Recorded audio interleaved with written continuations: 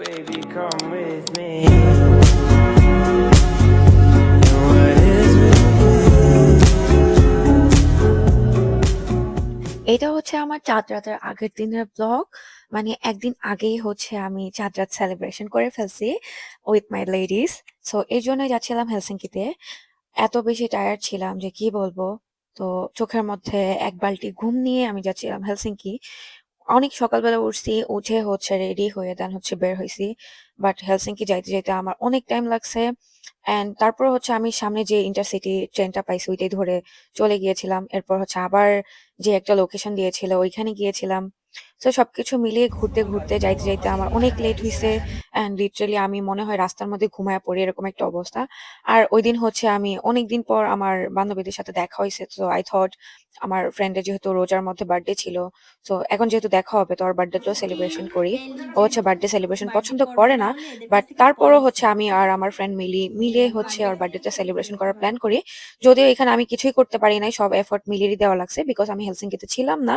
তো এই জন্য সব দায়িত্ব আমি মিলিকে দিছিলাম যে তুই হচ্ছে সবকিছু করবি। That's it. ওর এফোর্টের জন্যই হচ্ছে জারিনের বার্থডেটা সেলিব্রেশন করতে পারছি, না হলে পারতাম না। কারণ আমার একার পক্ষে হচ্ছে করা সম্ভব হতো না। আর মিলি যেহেতু হেলসিঙ্কিতে ছিল, সো ও হচ্ছে আমাকে জাস্ট জিজ্ঞেস করছে কি কি করবে। তো ওই হিসাবে জাস্ট ডিরেকশন দেওয়া লাগছে। আর বাদ বাকি সব ওই করছে, সো এর জন্য থ্যাঙ্কফুল আমি যে আমার এত কষ্ট করা লাগে নাই। একটা জিনিস এফোর্ট দিয়ে করার পর যখন দেখি যাই মানুষটার জন্য এফোর্ট দেওয়া হয়েছে সে অনেক খুশি, তার মুখে গ্লো করতেছে। অ্যান্ড এই জিনিসটাই হচ্ছে সব থেকে মজার ব্যাপার। অ্যান্ড আমরা ফ্রেন্ডরা হচ্ছে সবাই সবাইকে এত বেশি প্রায়োরিটি দিই, এফোর্ট দিই যে আমরা হচ্ছে ছোট ছোট জিনিসগুলো নোটিস করি, কার কি পছন্দ, কে কি পছন্দ করে, কার কোন দিন কি কোন বিষয় নিয়ে মন খারাপ, এগুলো নিয়ে আমরা আসলে বদার করি। আর এটাই হচ্ছে ফ্রেন্ডশিপ। আর এটাই যদি আমরা খোঁজ খবর না রাখি আমার মনে হয় না ফ্রেন্ডশিপ থাকার বা রাখার কোনো দরকার আছে। আমার এটা থটস। আমার মন মেজাজ শরীর কোনোটাই ভালো ছিল না।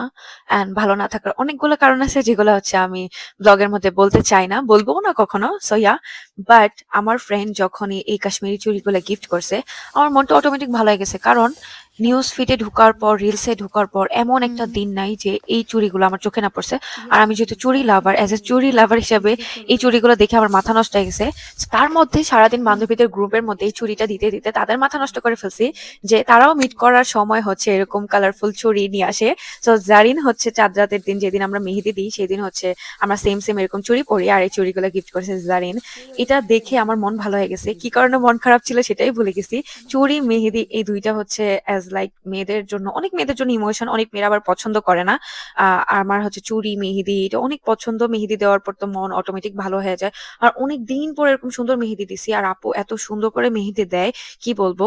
আপু এত ধৈর্য নিয়ে এত সুন্দর করে মেহেদি দিয়ে দিয়েছে। আপুর একটা ছোট বাবু আছে, ওই বাবুকে রেখে হচ্ছে এরকম ধৈর্য নিয়ে বসে থেকে হচ্ছে এরকম মেহেদি দিয়ে দিছে। সো এটা অনেক কিছু। নেক্সট টাইম আমি আবার আপুর কাছে যাব মেহেদি দিতে। আপুর কাজ এত সুন্দর, মাশাআল্লাহ। আমি অবশ্যই পেজটা মেনশন করে দিব।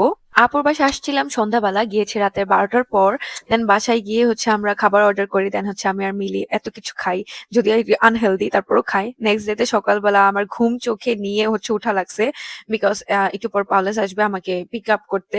দেন হচ্ছে আমরা একটু শপিং এ যাব। শপিং বলতে টুকটাক যে শপিং থাকে ওগুলাই করতে। আর এই হচ্ছে সকালবেলা ফ্রেশ একটা মেহেদির যে থাকে ওইটা এত সুন্দর লাগতেছে যে মানে আমি হাত থেকে চোখ সরাইতে পারতেছি না, এত সুন্দর স্টেন আসছে। মানে এত সুন্দর অরেঞ্জ কালার। এটা হচ্ছে মানে ওইভাবে বোঝা যাচ্ছে না ভিডিওতে, বাট অনেক সুন্দর একটা কালার আসছে। দেন আমার একটু ইউনিভার্সিটিতে কাজ ছিল, ইউনিভার্সিটিতে গিয়েছিলাম। দেন হচ্ছে আবার ইটিসে গিয়েছিলাম, ওইখানে হচ্ছে কিছু বাজার ছিল ওগুলো করলাম। আর ওইখানে যাওয়ার পর মনে হচ্ছিল আসলে একটু বা ঈদ ভাই ফিল হয়েছে, কারণ অনেক মানুষ ছিল। আর সচরাচর ফিনল্যান্ডের শপিং মল ছাড়া কোথাও এত মানুষ দেখা যায় না। সো এরপর হচ্ছে আমরা ইফতার করলাম, কেএফসিতে গেলাম। আর কেএফসি কিন্তু আমার অনেক পছন্দ, পালাসেরও অনেক পছন্দ। সো অনেকদিন পর কেএফসি খেলাম, যদিও আমি বাইরের খাবার এখন রিসেন্টলি একটু স্কিপ করার ট্রাই আমি করি। কিছু মিস করি আর না এত করি, পছন্দ বিএফসির না এখন কোসলো মিস আগের করি। মতন। So yeah. বাট কেএফসি আইসা আমি এটা অর্ডার দিছি, এত বেশি মজা না। বাট আই মিস বিএফসির কোসলো।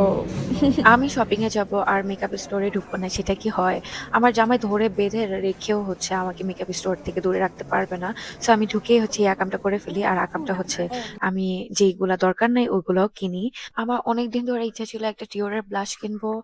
অ্যান্ড এই শেডটা না কোথাও আমি পাচ্ছিলাম না। সব জায়গায় স্টক আউট। আমি ভাবছিলাম অনলাইনে অর্ডার করব। বাট পরে হচ্ছে কিক্সে গিয়ে দেখি এটা স্টকে আছে। এখন আমার তো লোভ লাগছে যে এটা আমার কিনতেই হবে। এটা কিনতে গিয়ে আমি বাকি আরো অনেক কিছু কিনে ফেলি। সো ইয়া এই কাজই করি যতবারই হচ্ছে আমি মেকআপ স্টোরে ঢুকি। আর এটা মনে হয় অনেক মেয়েদেরই সমস্যা। এরপর বাসায় এসে ফ্রেশ হয়ে দেন হচ্ছে মামিদের বাসায় চলে যাই। ওইখানে এসে সবকিছু সেট আপ করি। বিকজ নেক্সট ডেতে যেহেতু ঈদ আমরা সবাই একসাথে ঈদ সেলিব্রেশন করবো। সেই দিকে হচ্ছে রান্না বান্না চলতেছিল। অ্যান্ড আমাদের প্ল্যানিং ছিল আমরা একটা কটেজ বুক করবো যেখানে হচ্ছে বাঙালি সবাই হচ্ছে একসাথে ঈদ সেলিব্রেশন করতে পারবো। আর এদিকে হচ্ছে 18 কেজির মতন গরুর মাংস রান্না হচ্ছিল। সো সবাইকে এরকম ভাগ ভাগ করে ডিভাইড করে দেওয়া হয়েছিল যে কে কি রান্না করবে, কে কি নিয়ে যাবে।